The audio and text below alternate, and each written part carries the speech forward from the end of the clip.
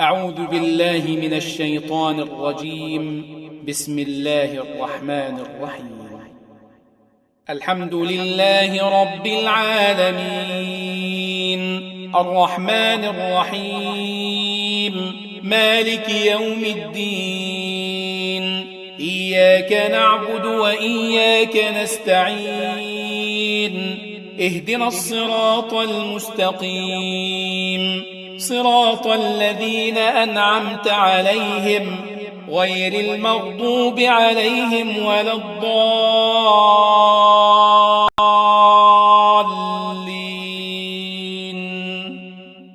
لا جرم أن ما تدعونني إليه ليس له دعوة في الدنيا ولا في الآخرة وأن مردنا إلى الله وأن المسرفين هم أصحاب النار. السلام عليكم ورحمة الله وبركاته. الحمد لله رب العالمين نحمده ونستعينه ونؤمن به ونتوكل عليه ونعوذ بالله من شرور أنفسنا ومن سيئات أعمالنا. من يهده الله فلا مضل له ومن يضلل فلا هادي له. أشهد أن لا إله إلا الله وحده لا شريك له وأشهد أن محمدًا عبده ورسوله أرسله بالهدى ودين الحق ليظهره على الدين كله ولو كره المشركون. اللهم صل على محمد وعلى آل محمد كما صليت على إبراهيم وعلى آل إبراهيم إنك حميد مجيد.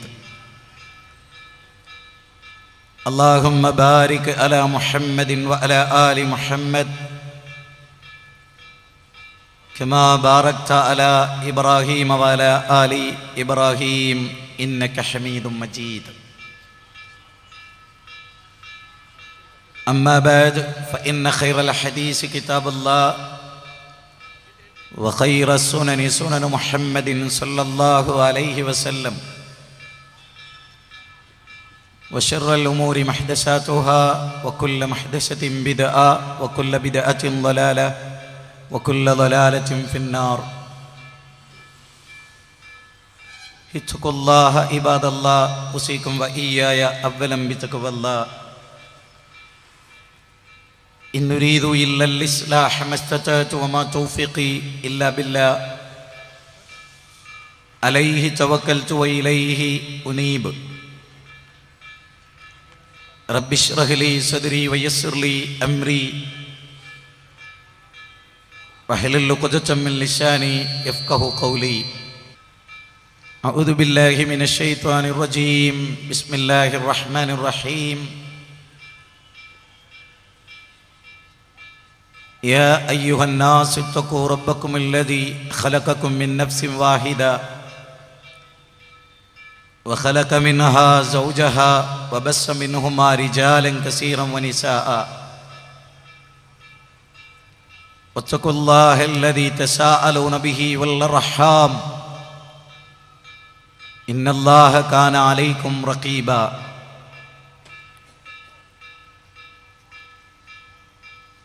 يا أيها الذين آمنوا اتقوا الله وقولوا قولا سديدا يصلح لكم أعمالكم ويغفر لكم ذنوبكم ومن يطع الله ورسوله فقد فاز فوزا عظيما. ഇസ്ലാമിൻ്റെ ജീവനാഡിയായ ഏകദൈവാരാധനയുമായി ബന്ധപ്പെട്ട പ്രമാണനിബദ്ധമായ സമ്മേളനത്തിൻ്റെ വേദിയിൽ ഉപവിഷ്ടരായിട്ടുള്ള ബഹുമാന്യരെ, പ്രിയപ്പെട്ട സഹോദരന്മാരെ, സഹപ്രവർത്തകരെ, സുഹൃത്തുക്കളെ, സഹോദരിമാരെ,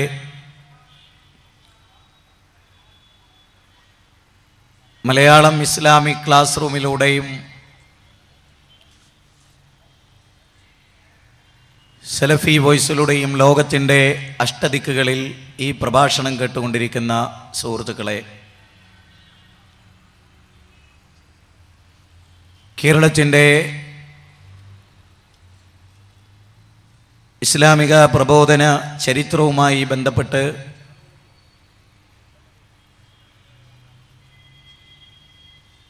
ഒരു നൂറ്റാണ്ട് കാലം ഈ സമൂഹത്തിൽ ശക്തമായി ഇടപെട്ടുകൊണ്ട് പ്രവർത്തിച്ചിട്ടുള്ള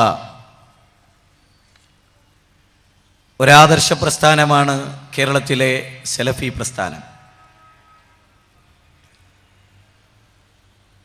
സമൂഹത്തെ ദാർശനികമായി ബോധവൽക്കരിക്കുക എന്ന ലക്ഷ്യത്തോടെ വിശുദ്ധ ഖുർആനിൻ്റെയും പ്രവാചക വചനങ്ങളുടെയും അടിസ്ഥാനത്തിൽ അത് പ്രവാചകന്റെ ചിരുമുഖത്ത് നിന്ന് ആർത്തിയോടുകൂടി സ്വീകരിച്ച സ്വഹാബത്തിൻ്റെ നടപടിക്രമങ്ങൾ, ഇതെല്ലാം മുൻനിർത്തി ജീവിച്ചാൽ മാത്രമേ മരണത്തിന് ശേഷമുള്ള ജീവിതത്തിൽ രക്ഷപ്പെടുകയുള്ളൂ എന്ന ബോധ്യമാണ് ഇസ്ലാഹി പ്രസ്ഥാനത്തിൻ്റെ രൂപീകരണത്തിന് കളമൊരുക്കിയത്. നവോത്ഥാന ചരിത്രത്തിലെ അതിശക്തമായ ചരിത്രത്തിലെ ഇടപെടലായിരുന്നു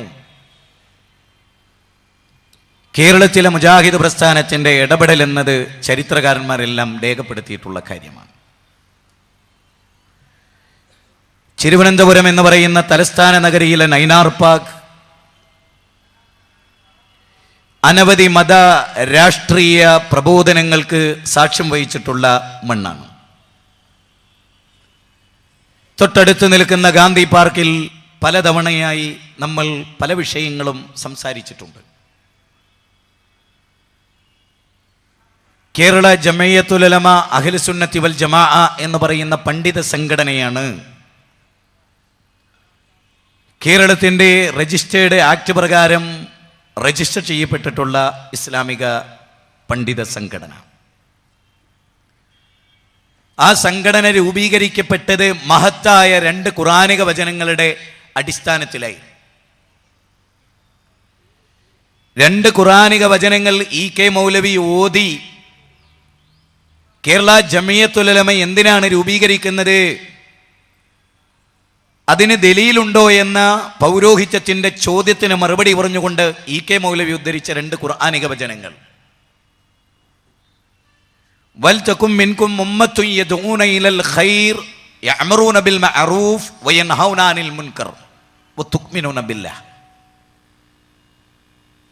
നിങ്ങളിൽ നിന്ന് എപ്പോഴും ഉണ്ടായിരിക്കട്ടെ, ഏതെങ്കിലും ഒരു പീരീഡിലല്ല, ലോകം അവസാനിക്കുന്നതുവരെ നിങ്ങളിൽ നിന്ന് ഒരു വിഭാഗം ആളുകൾ ഉണ്ടാകട്ടെ. എങ്ങനെയുള്ള വിഭാഗം ആളുകളാണ്? സാഗൂത സശ്രദ്ധ ബന്ധിത കേൾവി. അതായിരിക്കണം നിങ്ങളിൽ ഓരോരുത്തരും ഈ പ്രഭാഷണത്തിൽ കാണിക്കേണ്ട താല്പര്യമെന്ന് ഞാൻ തുടക്കത്തിൽ ഓർമ്മപ്പെടുത്തുകയാണ്. കൃത്യമായ ഒരു അവബോധം നൽകാൻ ഈ പ്രഭാഷണത്തിന് ഇൻഷാ അല്ലാഹ് ബിഇദ്നില്ലാഹി തആല സാധിക്കുമെന്ന് ഞാൻ വിചാരിക്കുന്നു. നന്മ കൽപ്പിക്കുകയും തിന്മ വിരോധിക്കുകയും ചെയ്യുന്ന ഒരു സമൂഹം, അചഞ്ചലമായി പടച്ച തമ്പുരാനിൽ വിശ്വസിക്കുന്ന, ശിർക്ക് തെല്ലും കടന്നു വരാത്ത, തരിമ്പും കടന്നു വരാത്ത, അചഞ്ചലമായ ഈമാനിക ചൈതന്യമുള്ള ഒരു സമൂഹം നിങ്ങളിൽ നിന്നുണ്ടാകട്ടെ എല്ലാ കാലഘട്ടത്തിലും. എന്നിട്ട് ഖുർആൻ ആ സമൂഹത്തിൻ്റെ, എല്ലാവരും സാധാരണ കേട്ടിട്ടുള്ളതാണ്, പക്ഷെ വിശദീകരണം നിങ്ങൾ പലപ്പോഴും ശ്രദ്ധിക്കാത്ത മേഖലയാണ്. നന്മ കൽപ്പിക്കുകയും തിന്മ വിരോധിക്കുകയും ചെയ്യുന്ന ഒരു സമൂഹം, ബാപ്പാക്ക് തെറ്റുണ്ടാകുമ്പോ അത് കണ്ണടച്ച് ഇരുട്ടാക്കി കാണാതെ അന്യന്റെ തെറ്റ് തിരുത്തി അവനാന്റെ തെറ്റ് തിരുത്താതെ നിന്നോ എന്ന് ആ ഖുർആനിക വചനത്തിന് റസൂല് മനസ്സിലാക്കിയതായി എനിക്കറിയില്ല. സ്വന്തം മകൾ ഫാത്തിമയാണ് കട്ടതെങ്കിലും അവളുടെ കൈമുറിക്കുമെന്ന് പറയുന്നത് എന്തിനാണ്? എന്തിനാണ് ആ ഒരു ആശയം നബി സല്ലല്ലാഹു അലൈഹി വസല്ലമ പ്രഖ്യാപിച്ചത്? എന്തിനാണ്? ഉന്നത കുലജാതയായ ഒരു സ്ത്രീ മോഷണം നടത്തിയപ്പോൾ ഇസ്ലാമിക ശരീഅത്തിൽ നിന്നുകൊണ്ട് അവളുടെ കരച്ഛേദം നടത്താൻ പ്രവാചക ചക്രവർത്തി മുഹമ്മദ് മുസ്തഫ സല്ലല്ലാഹു അലൈഹി വസല്ലമ തയ്യാറായപ്പോൾ ഭയചകിതമായി നിന്ന പ്രവാചക സൊസൈറ്റിയിലെ നബിയുമായ ആത്മബന്ധമുള്ള അടിമയായ ഉസാമത്ത് ബിൻ സയ്യിദ് റളിയല്ലാഹു അൻഹു നബി സല്ലല്ലാഹു അലൈഹി വസല്ലമയെ കണ്ടിട്ട് പറഞ്ഞു, പ്രവാചകരെ, അവർ ഒരു ഉന്നത കുലജാതയല്ലേ? എൻ്റെ ഈ വാചകം നിങ്ങളൊന്ന് ശ്രദ്ധിക്കണേ. മരണാനന്തര ജീവിതത്തെ മുന്നിൽ നിർത്തിയല്ലാതെ ഒരു വാക്കും ഇൻഷാ അല്ലാ ഞാൻ പറയില്ല. ഉസാമയുടെ വാക്ക് ശരിക്കൊന്ന് ശ്രദ്ധിച്ചിട്ട് റസൂലുള്ളാഹിന്റെ മറുപടിയും വിശദീകരണവും ശ്രദ്ധിച്ചേ. എൻ്റേതല്ല വാചകം. ഉസാമ പറയുന്നത് അവർ ഒരു ഉന്നത കുലജാതയല്ലേ, സമൂഹത്തിൽ അറിയപ്പെട്ട ഒരു ഗോത്രമല്ലേ, ആ ഗോത്രത്തിന് മോശമല്ലേ ഇവള് കട്ടൂന്നോളെ കൈവെട്ടിയാല്? പ്രസ്റ്റീജിന്റെ വിഷയമാണ് പ്രശ്നം. ഗോത്രം എന്ന് പറയുന്ന 4 ആളെടുത്ത് മോശാകാൻ പാടില്ല. ഒരു നൂറ്റാണ്ട് നിലനിന്ന സംഘടനയോ സംഘമോ പ്രബോധനത്തിനോ വമ്പിച്ച തകരാറുകൾ സംഭവിച്ചാൽ അത് നമ്മൾ പറയണോ എന്ന് ചോദിക്കുന്നവർ ഈ സംഭവത്തെ ഇസ്ലാമികമായൊന്ന് പഠിക്ക്.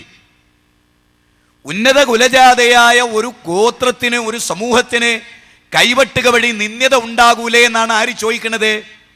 അത് ആ കുടുംബത്തിനും ഗോത്രത്തിനും മോശമല്ലേ നബിയെ?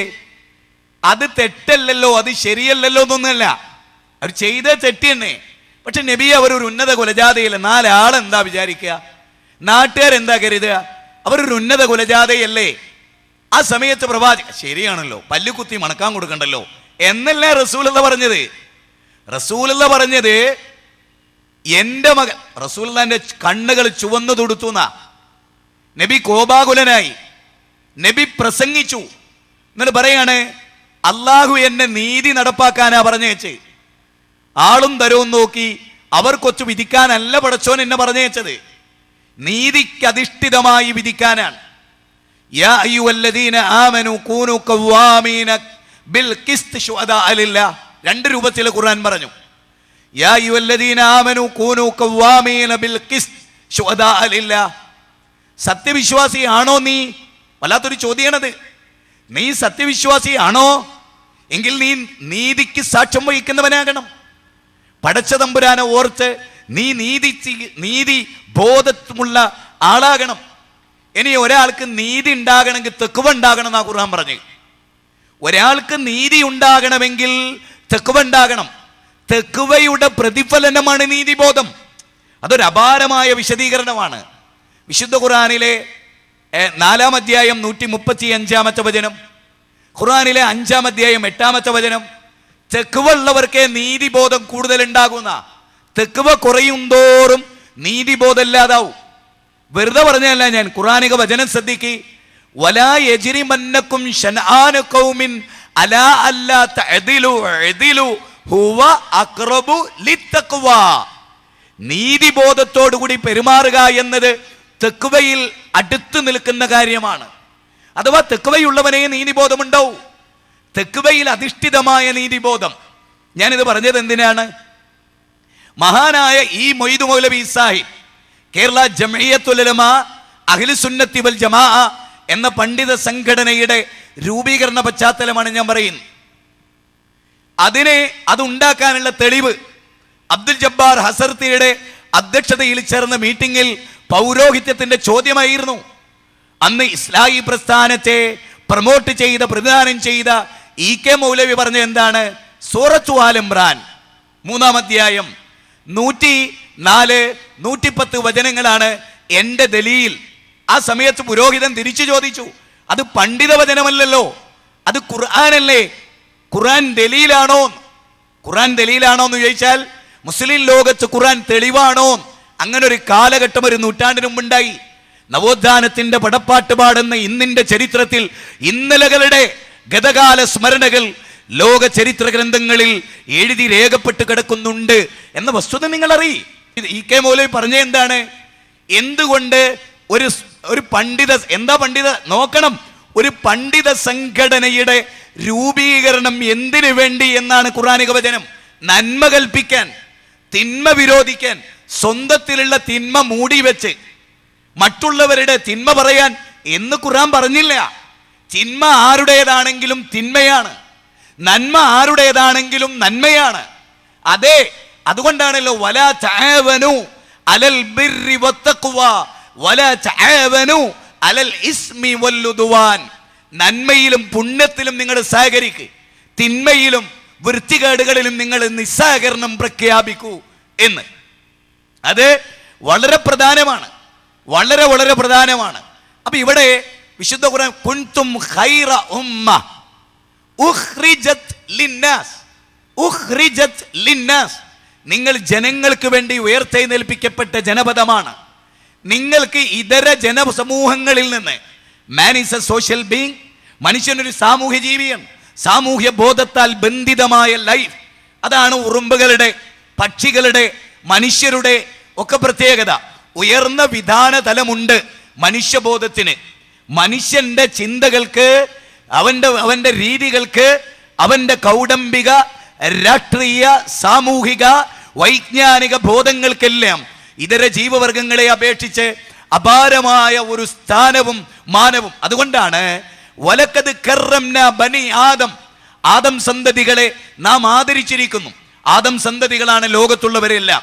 ഹിന്ദുവും മുസ്ലിമും ക്രിസ്ത്യാനിയും ജൈനനും ബൗദ്ധനും മതമുള്ളവനും ഇല്ലാത്തവനും ഈശ്വരവിശ്വാസിയും നിരീശ്വരവാദിയും എല്ലാവരും എ ടു സെഡ് 714 കോടി മനുഷ്യരും ഈ വലക്കത് കർറംന ബനി ആദം എന്ന പട്ടികയിലാണ്.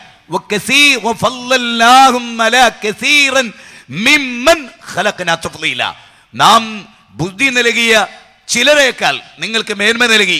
17 അധ്യായം 70 വചനമാണ്. ശരി, അപ്പൊ ഇവിടെ കുൻതും ഖൈറ ഉമ്മ, ഒരു ഉത്തമ സമുദായം നിങ്ങളിൽ നിന്നുണ്ടാവട്ടെ.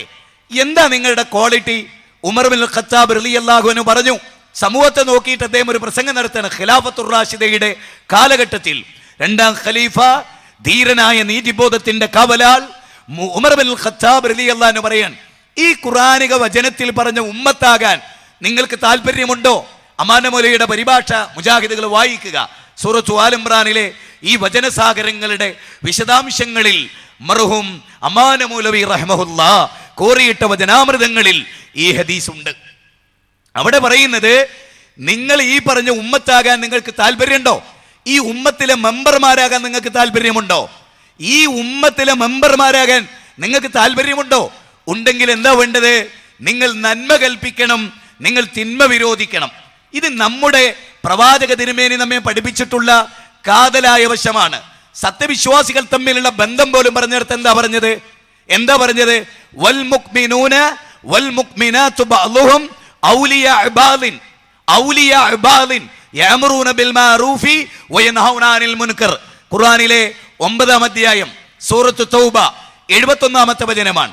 വൽ മുഅ്മിനൂന വൽ മുഅ്മിനാതു ബഅ്ളുഹും ഔലിയാഉ ബഅ്ളിൻ. എന്താ അവിടെ പറഞ്ഞത്? സത്യവിശ്വാസികളും സത്യവിശ്വാസിനികളും പരസ്പര ശത്രുക്കളാണെന്നല്ല, പരസ്പര ശത്രുക്കളാണെന്നല്ല, പരസ്പര മിത്രങ്ങളാണ്, പരസ്പര മിത്രങ്ങളാണ്. നിങ്ങൾ അവിടെയും പറഞ്ഞു, നിങ്ങൾ എത്ര മിത്രങ്ങളായിക്കോട്ടെ, അത് ഒരിക്കലും തിന്മ തടുക്കാതിരിക്കാൻ നിങ്ങളെ പ്രേരിപ്പിക്കാൻ പാടില്ല. എന്തൊരു വാക്കാണത്! അള്ളാന്റെ കലാമല്ലേ. ഞാൻ പറഞ്ഞതിന്റെ അർത്ഥത്തിനോ വ്യാഖ്യാനത്തിനോ തെറ്റുണ്ടെങ്കിൽ നിങ്ങൾ ചൂണ്ടിക്കാണിക്കേ. സത്യവിശ്വാസികൾ പരസ്പര മിത്രങ്ങളാണ്, ശത്രുക്കളല്ല. ഇന്നമൽ മുഅ്മിനൂന ഇഖ്വ ഫഅസ്ലിഹു ബൈന അഖ്വൈക്കും. സത്യവിശ്വാസികളാണെങ്കിലും പ്രശ്നം ഉണ്ടാവില്ല എന്നല്ല അല്ലാഹു പറഞ്ഞേ. പ്രശ്നം ഉണ്ടായാൽ അവരെ രഞ്ജിപ്പിച്ച് കളാ. എങ്ങനെ? ഖുർആന്റെ 49 അധ്യായം 10 വചനം വളരെ വ്യക്തമാണ്. സഹോദരങ്ങളെ, വളരെ ക്ലിയറാണ് ഖുർആനിക വചനം. സത്യവിശ്വാസികൾ പരസ്പരം, അതായത് ഞാനും എൻ്റെ സഹപ്രവർത്തകനും പരസ്പരം മിത്രങ്ങളാണ്. എൻ്റെ സഹപ്രവർത്തകന് തെറ്റുപറ്റിയാൽ തിരുത്തണമെന്നാ പറയുന്നത്, അല്ലാതെ മിണ്ടാതിരിക്കണമെന്നല്ല. എൻ്റെ പ്രിയപ്പെട്ട ബാപ്പയാണ് തെറ്റെങ്കിൽ ഞാനത് പറയണമെന്നാണ്. എൻ്റെ സംഘടനയാണ് തെറ്റ് ചെയ്യുന്നതെങ്കിൽ ഞാനത് അവരോട് പറയണമെന്നാണ്. ഒരാൾ മാക്സിമം ശ്രമിച്ചു, എല്ലാ അധ്വാനങ്ങളും നടത്തി, ഒരിക്കലും നന്നാവൂല. ഒരു മഹത്തായ ആദർശ സംവിധാനം നശിച്ച് താറുമാറാകും എന്നൊരാൾ വിശ്വസിച്ചാൽ അയാളത് പറഞ്ഞു കൊടുക്കണ്ടേ? ഫോർ എക്സാമ്പിൾ, സഹോദരങ്ങളെ പല ആളുകളും ഇസ്ലാഹി പ്രസ്ഥാനം തകർന്നു, ഇനി അതിന് വിജയമില്ല എന്നൊക്കെ പറയുന്നുണ്ട്. ഉണ്ടോ അല്ലേ എന്നുള്ളത് നമുക്ക് വേറെ തീരുമാനിക്കാം. ഉണ്ടോ അല്ലേ, അതിന് വിജയം ഉണ്ടോ അല്ലേ, അത് പരാജയപ്പെട്ടിട്ടുണ്ടോ ഇല്ലേ, അതിന്റെ ആദർശത്തിന് എന്തെങ്കിലും സംഭവിച്ചിട്ടുണ്ടോ ഇല്ലേ? ഇൻഷാ അല്ലാ ഈ പ്രസംഗം A to Z കേൾക്കാനുള്ള ഒരു ക്ഷമ കാണിച്ചാൽ മതി. പിന്നെ നിനക്കൊരിക്കലും ഹക്ക് വിട്ടു പോകേണ്ടി വരില്ല. നീ ശരിക്കും ഹക്കിനെ ഇഷ്ടപ്പെടുന്നവനും മരണത്തിന് ശേഷമുള്ള ജീവിതത്തെ ആഗ്രഹിക്കുന്നവനുമാണെങ്കിൽ ഇതിനില്ലാഹി തആല നിന്റെ ജീവിതത്തിൽ അതൊരു പരിവർത്തനമായിരിക്കും. ഇത് എന്റേതായ ഒന്നും ഇവിടെയില്ല, ഇത് വിശദീകരണമാണ് കറക്റ്റായ. ഇനി നോക്ക്, അൻ നബി സഈദ് അൽ ഖുദ്രി റളിയല്ലാഹു അൻ സമയത്തു റസൂലുള്ളാഹി സ്വല്ലല്ലാഹു അലൈഹി വസല്ലം യഖൂൽ മൻ റആ മിൻകും മുൻകറ ഫൽയുഗയ്യിറുഹു ബിയദിഹി ഫഇൻ ലം യസ്തതി ഫബിലിസാനിഹി ഫഇൻ ലം യസ്തതി ഫബിഖൽബിഹി വദാലിക അദ്അഫുൽ ഈമാൻ. സഹോദരങ്ങളെ, വളരെ മശൂറായ ബുഖാരിയിലും മുസ്ലിമിലും മുത്തഫഖുൻ അലൈഹി, ബുഖാരി മുസ്ലിമും സ്വീകാര്യമല്ലാത്തവര് നമ്മുടെ കൂട്ടത്തിലുണ്ട്. ഓൽക്ക് ബുഖാരി മുസ്ലിം എന്നൊന്നും പറഞ്ഞ ഇതാപ്പോ എന്ന് ചിലപ്പോൾ വിചാരിക്കും. പക്ഷേ മുഅ്മിനുകളെ സംബന്ധിച്ചിടത്തോളം ബുഖാരി മുസ്ലിം എന്ന് പറഞ്ഞാൽ ഓനൊരു കിടിലം കൊള്ളും, അല്ലെ? അതാണ് അതിന്റെ പ്രാമാണികത. അതിൽ പറയുകയാണെന്ത്, നിങ്ങളിൽ അതാണ് ഏറ്റവും പ്രധാനം. മൻ റആ മിൻകും മുൻകറൻ ഫൽയുഗയ്യിറുഹു ബിയദിഹി. മൻ റആ മിൻകും, നിങ്ങൾക്കിടയിൽ, അതായത് മുസ്ലിം ഉമ്മത്തിനോട് റസൂൽ പറയുന്നത്, നിങ്ങളെ കൂട്ടത്ത് തെറ്റുപറ്റിയ മിണ്ടായിരുന്നോ? 4 ആളറിയണ്ട, പോളീഷാക്കി ഇങ്ങനെ നടന്നോ? എന്തിന് പോളീഷ്? എന്തിനാ? ദുനിയാവിൽ രക്ഷപ്പെടാനല്ലേ. പോളീഷ് കൊണ്ട് ആഖിറത്തിൽ രക്ഷപ്പെടും എന്നുള്ളൊരു ഖുർആൻ വചനം നിങ്ങൾ എന്നെ പഠിപ്പിച്ചിരി.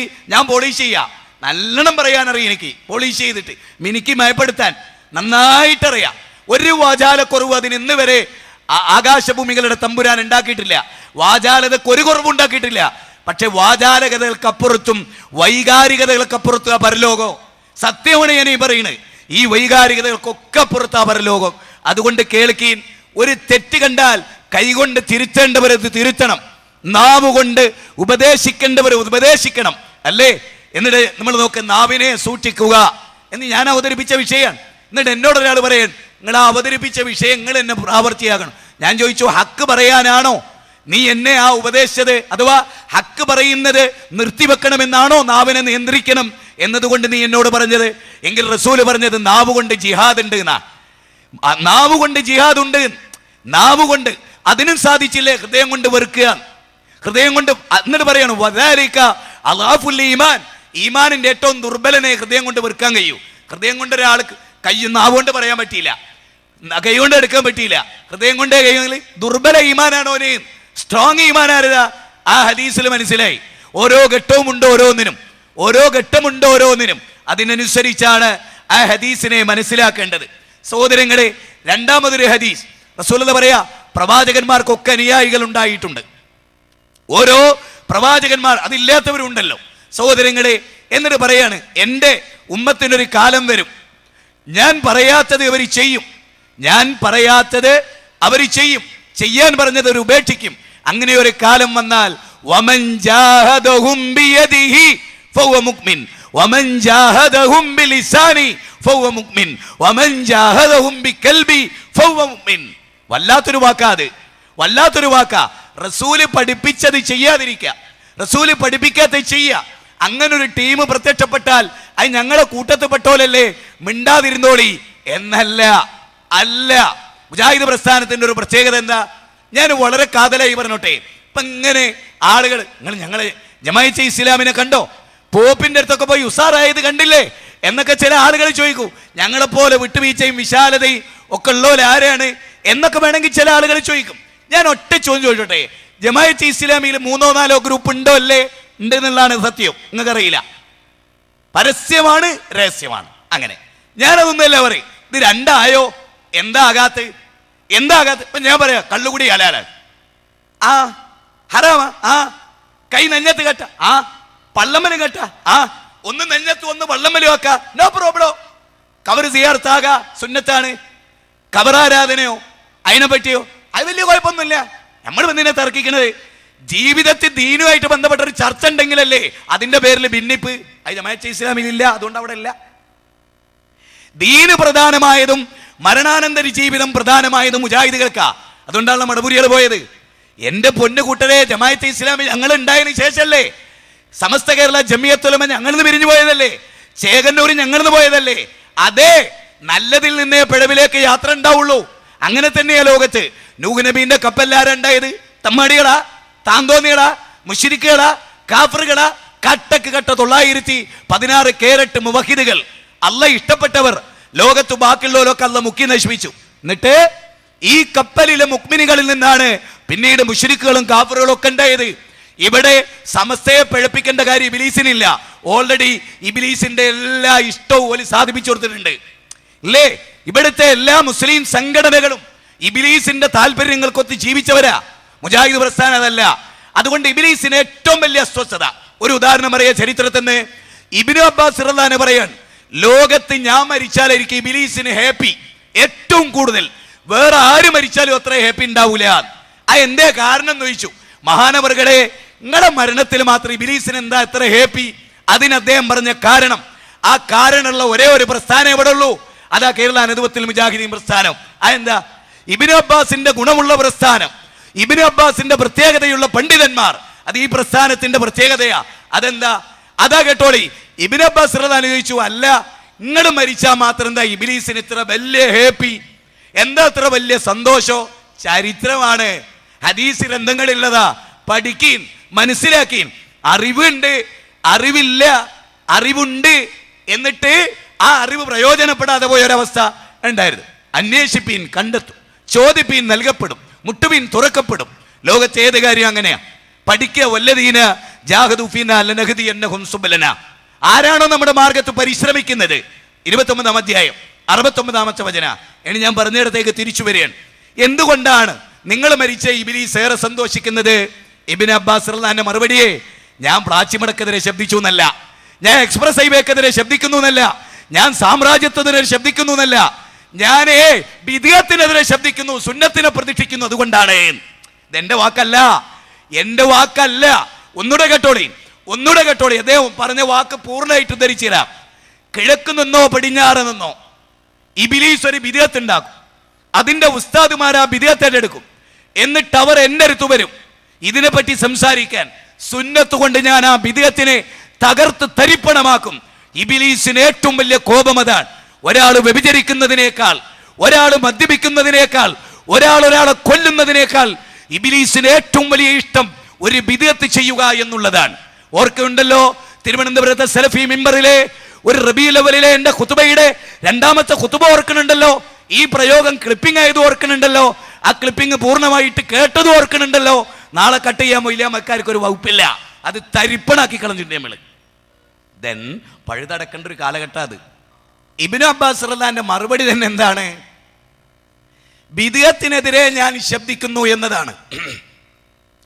നിങ്ങൾ ആലോചിച്ചോളൂ, കേരളത്തിലെ ഏത് മുജാഹിദ് പ്രസ്ഥാനത്തിലെ ഏത് പണ്ഡിതന്മാർ മരിച്ചാലായിരിക്കും ഇബ്ലീസ് ഏറെ സന്തോഷിക്കുക? താടി നീട്ടുന്നവനെ വിമർശിക്കുന്നവൻ മരിച്ചാൽ സന്തോഷിക്കുവോ? നര്യാണിന്റെ മേലെ തുണി എടുക്കുന്നവനെ വിമർശിച്ചവൻ മരിച്ചാൽ സന്തോഷിക്കുവോ? റസൂലുള്ളാഹിന്റെ സുന്നത്തിൽ കണിശത പുലർത്തുന്ന കുറച്ച് ആളുണ്ട്, ഞാൻ പേര് പറയണ്ട. അവരുടെ മരണമാണ് ഇബ്ലീസിന് ഏറ്റവും കൂടുതൽ കേരളത്തിൽ സന്തോഷം. ശൈഖുന നേരത്തെ ഇവിടെ നമ്മൾ ഇങ്ങനെ ഒരു പ്രോഗ്രാം, തൗഹീദ് അജഞ്ചലമാണെന്ന് ശിർക്കിൽ മുങ്ങിക്കുടിച്ച ഒരു ടീമിന്റെ നേതാവ് ഇവിടെ വന്ന് കാച്ചി. ഞാൻ വരുന്നുണ്ട് അങ്ങോട്ട്, ഞാൻ വരുന്നുണ്ട്. ഞാൻ പേര് വിചാരിച്ച എന്താ അറിയോ? നിരാശപ്പെട്ട് തോറ്റ് ആരെ മുമ്പിൽ എഴുന്നേറ്റിക്കാൻ പറ്റാതെ അതിന് ആണും പെണ്ണും കെട്ടോൽ ഇവിടെ ഉണ്ടെങ്കിലല്ലേ. അതില്ല. നല്ല നട്ടലുള്ള, അന്നും ഇന്നും എന്നും നിങ്ങളുടെ സകല ഖുറാഫാത്തുകളെയും എതിർത്ത ആൺകുട്ടികൾ ഇവിടെ ഉണ്ട്. അവർക്കൊരു പരാജയവും സംഭവിച്ചിട്ടില്ല. ഞാൻ പറഞ്ഞല്ലോ, സലഫി പ്രസ്ഥാനത്തിന്, കേരള നദ്വത്തുൽ മുജാഹിദീൻ പ്രസ്ഥാനത്തിന് നമ്മൾ കണ്ണിലുണ്ണി പോലെ കാത്തു സൂക്ഷിച്ച ഈ മഹാസൗദത്തിന് ഒരു പോറലേൽക്കാൻ നമ്മൾ അനുവദിക്കില്ല. സാധാരണ ഒരു മരം ഉണങ്ങിപ്പോയി. അപ്പൊ ആളുകൾ വന്നിട്ട് പറഞ്ഞു, ഈ മരത്തിന്റെ അതിന്റെ കാമ്പുണ്ടല്ലോ, അതിനെ പച്ച പെയിന്റ് അടിച്ചു കൊടുത്താൽ ഉസാറാവും. പച്ച പെയിന്റ് അടിച്ച്. വേറെ കൂട്ടര് പറഞ്ഞെന്ത്, അതിന്റെ ചില്ലകൾ നമ്മൾ വെള്ളം നനച്ചാൽ ഉസാറാവും.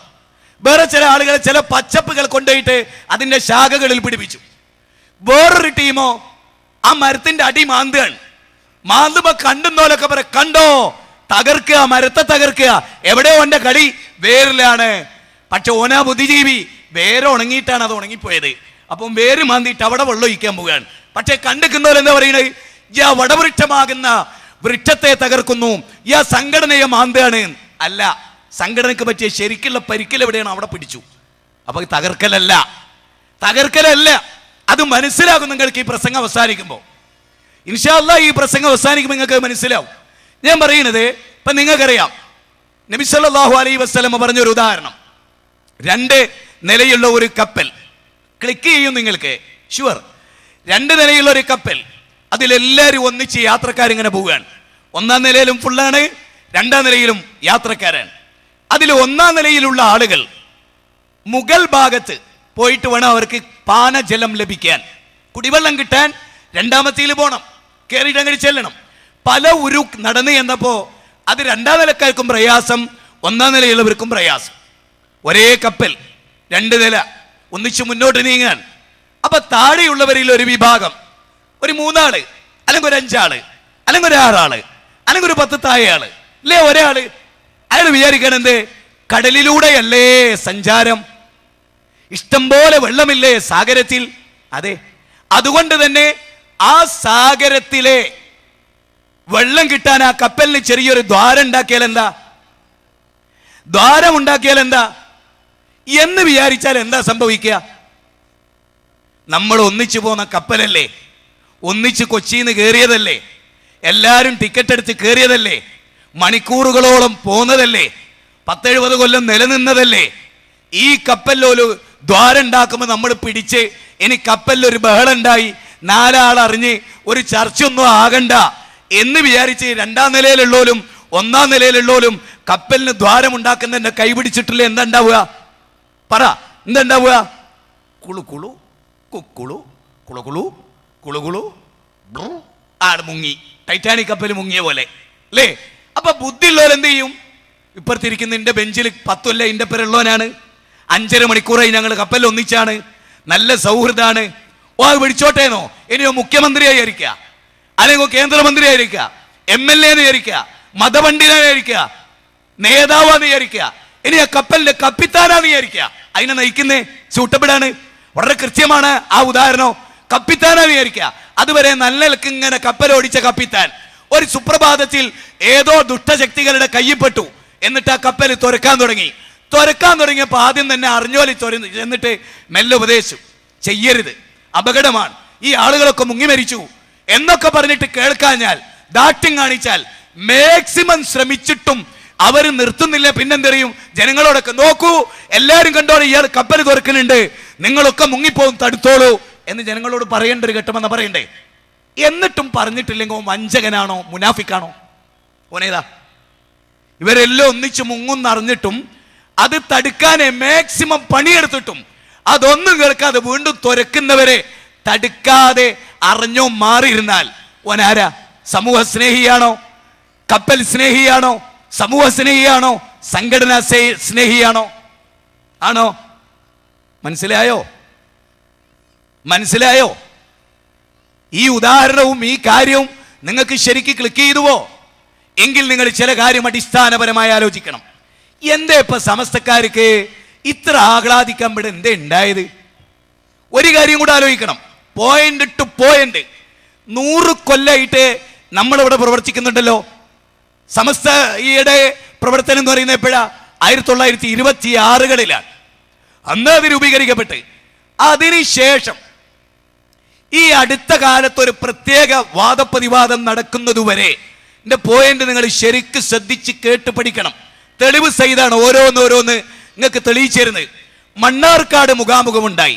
പോട്ടെ, കുറച്ചുകൂടെ ബേക്കോട്ട് പോവുക. കുറ്റിച്ചിറയിൽ വാദപ്രതിവാദം ഉണ്ടായി. സമസ്ത സന്തോഷിക്കാണോ ചെയ്തത്, ദുഃഖിക്കാണോ? ആ മഹലിലൊക്കെ മുജാഹിദുകളായി.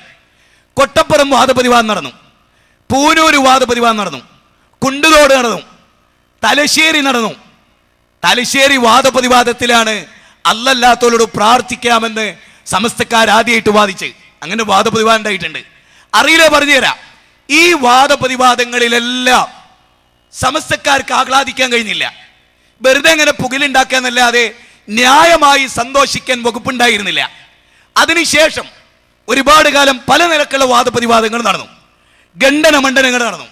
അന്നൊന്നും സമസ്തക്കാർക്ക് ഇത്രയേറെ തൗഹീദ് അചഞ്ചലമാണ് എന്ന ഒരു സമ്മേളനം സമസ്ത രൂപീകരിക്കപ്പെട്ടതിന് ശേഷം ആദ്യമല്ലേ പോയിന്റാണ്, ചിന്തിക്കണം. ആദ്യമല്ലേ തൗഹീദ് അചഞ്ചലമാണ് എന്നൊരു സമ്മേളനം സമസ്തക്ക് ഇതുവരെ ഉണ്ടായിട്ടുണ്ടോ? ഉണ്ടോ? ഇല്ല. ഇത്ര ആഘോഷിക്കാൻ മാത്രം, ക്യാമ്പയിൻ നടത്താൻ മാത്രം ഏതെങ്കിലും ഒരു സംരംഭം നമ്മൾ നാളിതുവരെ പ്രവർത്തിച്ചിട്ട് ഉണ്ടായിട്ടുണ്ടോ? ഇല്ല. ഇപ്പോൾ എങ്ങനെ ഉണ്ടായി? പേരോടിന് ഇവിടെ വരാൻ, നൗഷാദിന് പ്രസംഗിക്കാൻ, കാന്തപുരത്തിന് വിടുവായിത്തം പറയാൻ, അവരുടെ കൂട്ടത്തിൽപ്പെട്ടവർക്ക് ആഘോഷിക്കാൻ എന്തായിരുന്നു കാരണം? മണ്ണാർക്കാട് വാദപ്രതിവാദമാണോ? അല്ല എന്നതുറപ്പ്. കാരണം അതിൽ പങ്കെടുത്ത സുലൈമാൻ സഖാഫി പിന്നെ ജീവിച്ചിരിപ്പുണ്ടോ എന്ന് പോലും സമസ്തക്കാര് തിരിട്ടി തരികയായിരുന്നു. അറിയാലോ. നേരെ മറിച്ച് ചേരക്ക് വരെ വിഷെടുത്തു മൂവാറ്റുപുഴ വാദപ്രതിവാദത്തിന് ശേഷം. വെള്ളിക്കെട്ടൻ രാജവമ്പാലയായി, രാജവമ്പാലക്ക് 1000 രാജവമ്പാലയുടെ വിഷമുണ്ടായി. എന്തേ കാരണം? മൂവാറ്റുപുഴ വാദപ്രതിവാദം നടക്കുന്നവരെ തൗഹീദ് അചഞ്ചലമാണ് എന്നൊരു ക്യാമ്പയിൻ സമസ്ത നടത്തിയോ? ഇതൊരു ആരോപണമാണോ? ഇതൊരു നുണയാണോ? ഇതൊരു കണ്ടെത്തലാണോ? എന്തേ മൂവാറ്റുപുഴ വാദപ്രതിവാദത്തിൽ സംഭവിച്ചത്? അത് ആർക്കാ സംഭവിച്ചത്? പ്രസ്ഥാനത്തിന് അല്ല. പ്രസ്ഥാനത്തെ ഹൈജാക്ക് ചെയ്ത ഒരു ലീഡറുടെ അദ്ദേഹത്തിന്റെ നിർദ്ദേശം സ്വീകരിച്ചപ്പോ ഖുർആനും സുന്നത്തും സലഫുകളെയും വിട്ട് ഒരു വ്യക്തിയുടെ വാക്ക് സ്വീകരിച്ചു പോയപ്പോ പരാജയപ്പെട്ടു. അപ്പൊ എന്തുകൊണ്ടാ പരാജയപ്പെട്ട്? റസൂലുള്ളാഹിനെ അനുസരിക്കാത്തോണ്ട് ഉഹദ് പരാജയം അല്ലേ? തൗഹീദ് ഉണ്ടായിരുന്നു, സുന്നത്തുണ്ടായിരുന്നു, വിശ്വാസമുണ്ടായിരുന്നു. അനുസരണ കേടുകൊണ്ട് പരാജയം. ഖുർആൻ അനുസരിക്കാൻ പറഞ്ഞു, സുന്നത്ത് അനുസരിക്കാൻ പറഞ്ഞു, സ്വീകരിച്ചില്ല. സലഫുകളെ സ്വീകരിക്കാൻ ആ വാദപ്രതിവാദത്തിൽ പങ്കെടുത്ത ലബ്ബാദാരിബി പറഞ്ഞു, പണ്ഡിതൻ പറഞ്ഞു, കേട്ടില്ല. പിന്നെ ആരത് കേട്ടു? ദുൽമിന്റെ ലീഡറുടെ വാക്ക് കേട്ടപ്പോ പരാജയപ്പെട്ടു. അതുകൊണ്ട് സമസ്തക്ക് റോഡ് നിരങ്ങാൻ അവസരമുണ്ടായി. ഇത് സത്യമല്ലേ? ഇതിനെതിരെ എന്തെങ്കിലും ഒരു കാരണം ചൂണ്ടിക്കാണിക്കാൻ സാധിക്കുമോ? ഇത് ഞാൻ എങ്ങനെ പറയുന്നത്? Solid evidence. ഇത് പറയുമ്പോ എന്നെ വിളിക്കല് സിമിന്റ് നാപ്പോ ആയിക്കോട്ടെ, ബാലെന്ന് മറ്റോല് വിളിക്കണ്, സിമിന്റ്. ഒരു വിരോധമില്ല. കാഞ്ഞങ്ങാട് വെച്ച് പ്രഗത്ഭനായ മുജാഹിദ് പ്രസ്ഥാനത്തിൽ ഒരു പണ്ഡിതൻ എന്നെ പറ്റിയും എന്റെ സഹപ്രവർത്തകനെ പറ്റിയും പറഞ്ഞെന്നറിയോ?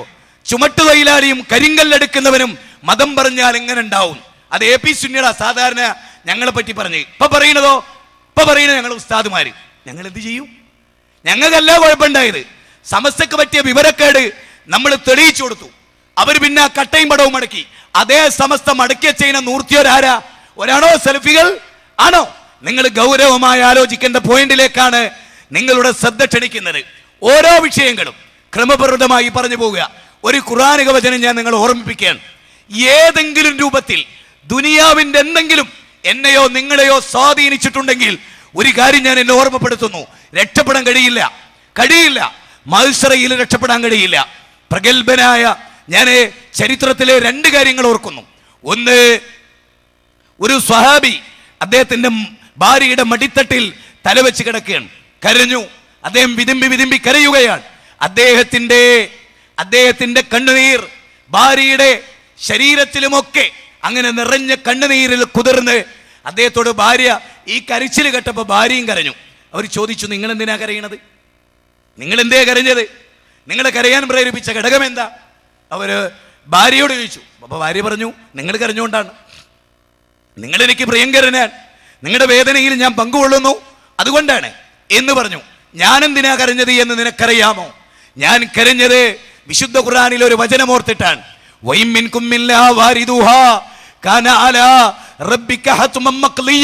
എന്ന 19-ാം അധ്യായത്തിലെ 71-ാമത്തെ വചനം ഓർത്തിട്ടാണ്. എന്താണ് ആ വചനം? ആ വചനം ഇതാണ്: നിങ്ങളിൽ ഒരാളും തന്നെയില്ല നരകത്തിന്റെ വക്കിൽ വരാത്തവരായിട്ട്. അത് റബ്ബിന്റെ ഖണ്ഡിതമായ തീരുമാനമാണ്. അമ്പിയാക്കളാ നരകത്തിന്റെ വക്കിൽ വരും, ഔലിയാക്കളാ നരകത്തിന്റെ വക്കിൽ വരും. സഹോദരങ്ങളെ, ആ നരകത്തിന്റെ വക്കിലൂടെ അല്ലാതെ സ്വർഗത്തിലെത്താൻ കഴിയില്ല. എങ്ങാനും കാല് തന്നെ നരകത്തിൽ വീണു പോകുമോ, ഞാൻ അതിന്റെ അവകാശിയായി തീരുമോ എന്നതാണ് എന്റെ ഭയപ്പാട് എന്നതാണ് ആ സ്വഹാബി പറഞ്ഞത്. ഒരു കാര്യം ഞാൻ നിങ്ങളെ ഓർമ്മപ്പെടുത്തുകയാണ്. മിനായിലെ ടെന്റിലൂടെ, മിനായിലെ ഊടുവഴികളിലൂടെ ജംറയിലേക്ക് കല്ലെറിയാനുള്ള എന്റെ യാത്രക്കിടയിൽ എനിക്കൊരു അനുഭവം ഉണ്ടായി. ഒരു സലഫി പ്രവർത്തകന്റെ കണ്ണിൽ നിന്ന് കണ്ണുനീർ ഉറ്റുന്നത് എനിക്ക് കാണാൻ സാധിച്ചു. ഞാൻ അതിനെ സംബന്ധിച്ച് പ്രതികരിച്ചില്ല. കുറച്ചു കഴിഞ്ഞപ്പോ അദ്ദേഹം എന്നോട് ചോദിച്ചു, നിങ്ങൾ എന്തിനാ കരയുന്നത്? അല്ല, ഞാൻ കരഞ്ഞത് എന്തിനാണെന്ന് നിങ്ങൾക്കറിയാമോ എന്ന് ചോദിച്ചു. ഞാൻ പറഞ്ഞു, എനിക്കറിയില്ല. ഞാനിതാ ആ അറബിയെ കണ്ടിട്ട് കരയുകയാണ്. ആ അറബിയെ കണ്ടതിന്റെ പേരിലല്ല കരയുന്നത്. ആ അറബിയുടെ ഷോൾഡറിൽ ഒരു കുട്ടിയെ കണ്ടില്ലേ, അയാളുടെ മുഖം കണ്ടില്ലേ, അയാളുടെ സമൃദ്ധമായ താടി കണ്ടില്ലേ, അയാളെ കണ്ടപ്പോൾ എനിക്കൊരു മനുഷ്യനെ ഓർമ്മ വന്നു.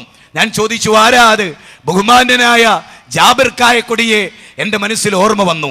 അന്ന് ഹജ്ജിന് ജാബിർ കായക്കൊടി അദ്ദേഹത്തിന്റെ ഷോൾഡറിൽ അദ്ദേഹത്തിന്റെ മകനെ എടുത്ത് ഈ ആള് നടന്ന പോലെയാ നടന്നത്. അതോർത്തിട്ടാണ് ഞാൻ കരഞ്ഞത് എന്നത്. പ്രിയങ്കരരെ, നമ്മോടൊപ്പം ഉണ്ടായിരുന്ന ബഹുമാന്യനായ സഹപ്രവർത്തകൻ ജാബിർ കായക്കൊടി ഈ ലോകത്തോട് വിട പറഞ്ഞു. നമുക്കറിയാം, ആദർശരംഗത്ത് നമ്മളോടൊപ്പം തിളങ്ങി വിളങ്ങി നിൽക്കുകയും ആദർശത്തിൽ ഉറച്ചു നിൽക്കുകയും ആര് തന്നെ എതിർത്താലും ഹക്കിന് വേണ്ടിയേ ജീവിക്കൂ, ദുനിയാവില്ലെങ്കിലും കയറിക്കിടക്കാൻ സ്വന്തമായി ഒരു വീടുണ്ടാക്കാത്ത 3 മക്കളെ അനാഥമാക്കിക്കൊണ്ട്, ഒരു ഭാര്യയെ വിധവയാക്കിക്കൊണ്ട് ഈ ലോകത്തോട് വിട പറഞ്ഞ ജാബിർ കായക്കൊടി അറിയാവുന്ന അദ്ദേഹത്തിന്റെ മയ്യത്ത് ഗദ്ഗദകണ്ഠരായി നിർവഹിച്ച നിങ്ങളോട് ഞാൻ അദ്ദേഹത്തെ പറ്റി പറയേണ്ടതില്ല. ജിദ്ദയിലെ ദായിയായ മോയിൻകുട്ടി മദനിയുടെ മരണം നമ്മൾ വിചിന്തനത്തിലൂടെ, പത്രങ്ങളിലൂടെ നമ്മൾ അറിഞ്ഞു. ആയിരങ്ങളുടെ മരണങ്ങൾ ദിനേന എന്നോണം കണ്ടുകൊണ്ടിരുന്നിട്ട് നാളെ മരണാനന്തര ജീവിതത്തെ കുറിച്ച് ഓർക്കാത്തവർ, വല്ലാഹു യതവഫൽ അൻഫുസൈന മൗതിഹാ വല്ലത്തി ലം തമുത് ഫീ മനാമിഹാ, സൂറത്ത് സുമറിലെ 42-ാമത്തെ വചനമാണ്. നിങ്ങൾ ഉറങ്ങിക്കിടക്കുമ്പോ അള്ളാഹു നിങ്ങളുടെ ആത്മാവിനെ പിടിക്കും. ഇന്നത്തെ രാത്രി എങ്ങാനും ഞാനും നിങ്ങളും മരിച്ചു പോയാൽ എന്തായിരിക്കുമെന്ന് ഓർത്തുകൊണ്ടല്ലാതെ ഇത് തമ്മിൽ ചളിവാരി എറിയുകയല്ല, ഇതൊരു തിരുത്തലാണ്. കാര്യങ്ങൾ പറയാൻ സംഘടനയുടെ മിമ്പർ വിലക്കി, അതുകൊണ്ട് അവിടെ പറയാൻ പറ്റില്ല. സംഘടനയുടെ ആസ്ഥാനത്തിൽ വരരുത് എന്ന് വിലക്കി, അതുകൊണ്ട് അവിടെ പറയാൻ പറ്റില്ല. നേതൃത്വത്തോട് പറയാൻ അവസരമുണ്ടായപ്പോഴൊക്കെ പറഞ്ഞു, കേട്ടില്ല, അനുസരിച്ചില്ല, തിരിച്ചില്ല, മനസ്സിലാക്കിയില്ല. ഇസ്ലാമിന്റെ നിയമങ്ങളെ ഒന്നൊന്നായി ലംഘിച്ച് പൊളിച്ചടക്കുമ്പോൾ അതെല്ലാം കണ്ട് സഹിച്ച് മൂലക്കൊളിച്ചിരിക്കാൻ മരണാനന്തര ജീവിതം നമ്മളെ അനുവദിക്കില്ല. അതുകൊണ്ടാണ് ഗുണകാംക്ഷയോടെ, സ്നേഹത്തോടെ ചില കാര്യങ്ങൾ നിങ്ങളുടെ മുമ്പിൽ തുറന്നു പറയുന്നത്. നിങ്ങൾ അറിയണം, നിങ്ങൾ മനസ്സിലാക്കണം. ഇസ്ലാം തുറന്ന ഒരു പുസ്തകമാണ്. തറക്തുക്കും അലൽ മഹിജ്ജത്തിൽ ബൈളാ ലൈലുഹാ കനഹാരിഹാ, പ്രകാശപൂരിതമായ ഒരു പാതയിൽ നമ്മൾ വിട്ടേച്ചുകൊണ്ടാണ് റസൂല് കടന്നുപോയത്. അതിന്റെ രാത്രി പകലിനെ പോലെ പ്രശോഭിതമാണ്. അതുകൊണ്ട് തന്നെ തീർച്ചയായും എല്ലാ ആളുകളും മനസ്സിലാക്കിക്കോളൂ, എല്ലാവരും മരണത്തെ മുന്നിൽ കണ്ടുകൊണ്ടല്ലാതെ, കുല്ലു നഫ്സിൻ ദായിഖത്തുൽ മൗത്ത് വഇന്നമാ തുവഫൗന ഉജൂറക്കും യൗമൽ ഖിയാമ, അതേ, നിങ്ങളിൽ ഓരോ നഫ്സും മരണത്തെ ആസ്വദിക്കും. ഒരു മനുഷ്യന്റെ വീടുകളിലും മലക്കുൽ മൗത്ത് വരാതിരിക്കില്ല. അതിന്റെ സമയമായാൽ ലാ യസ്തഖിറൂന സാഅതൻ വലാ യസ്തഖ്ദിമൂൻ, 61-ാമത്തെ വചനം 16-ാം അധ്യായം. ഇല്ല, ഒരു നാഴികയും ഒരാളെയും പിന്തിച്ചിടില്ല. അതുകൊണ്ട് തന്നെ നാം ഗൗരവമായി ചില വിഷയങ്ങൾ പഠിക്കുകയും മനസ്സിലാക്കുകയും ഉൾക്കൊള്ളുകയും അംഗീകരിക്കുകയും സ്വീകരിക്കുകയും ചെയ്യേണ്ടതുണ്ട്. ആർക്കു വേണ്ടിയുമല്ല, നമുക്ക് വേണ്ടി.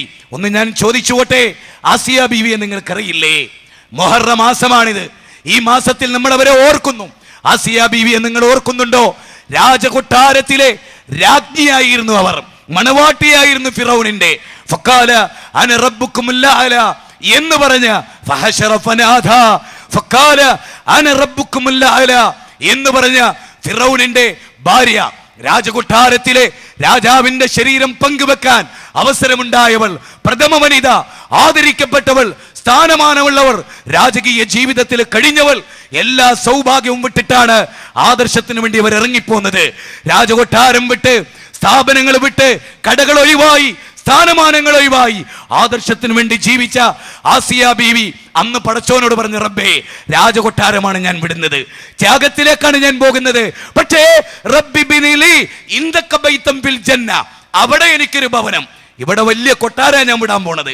നമ്മുടെ ചില ആളുകൾക്ക് ചെറ്റക്കുടിൽ പോലും ഉപേക്ഷിക്കാൻ കഴിയില്ല. രാജകൊട്ടാരം പോട്ടെ, 100 റുപ്യ മാസം കിട്ടുന്ന വരുമാനമുള്ള വിടാൻ പറ്റുന്നില്ല. ഇത്തഖില്ലാഹ യജ്അൽ ലഹു മഖ്റജ. അതാ തവക്കുല്, അതാ തൗഹീദ്. അതാദ്യം പഠിക്ക്. ഏത്? അള്ളാനെ സൂക്ഷിച്ചാൽ അള്ളാഹ് ഉപജീവനം നൽകുന്നു. ആ ബോധം ഉണ്ടാകുക. പടച്ചോനെ സൂക്ഷിച്ച് സത്യത്തിലേക്ക് ഇറങ്ങ്, ചാടി ഇറങ്ങ്, പ്രഖ്യാപിക്ക്, ഹക്കിന്റെ കൂടെ നിൽക്കൂന്ന്. മനസ്സിലായോ? ഗൗരവമായി മനസ്സിലായോ? മരണം ഏത് നിമിഷവും ഉണ്ടാവും. ആരടുത്തോ വരാതിരിക്കില്ല. നാളെ ആവാം, മറ്റന്നാളാവാം. ഫയഖൂല റബ്ബി ലൗലാ അഖർതനി ഇലാ അജലിൻ ഖരീബ്. സാധ്യല്ല, പടച്ചോൻ തരില്ല, വിളിച്ചു കൊണ്ടുപോകും. അവിടെ രക്ഷപ്പെടണോ? ഞാൻ ചോദിക്കട്ടെ, പ്രസിഡന്റ് രക്ഷിക്കാൻ വരുമോ? അവിടെ വരുമോ? സെക്രട്ടറി വരുമോ? ഖജാൻജി വരുമോ? ജില്ലാ സെക്രട്ടറി വരുമോ? സക്കാത്ത് കമ്മിറ്റിന്റെ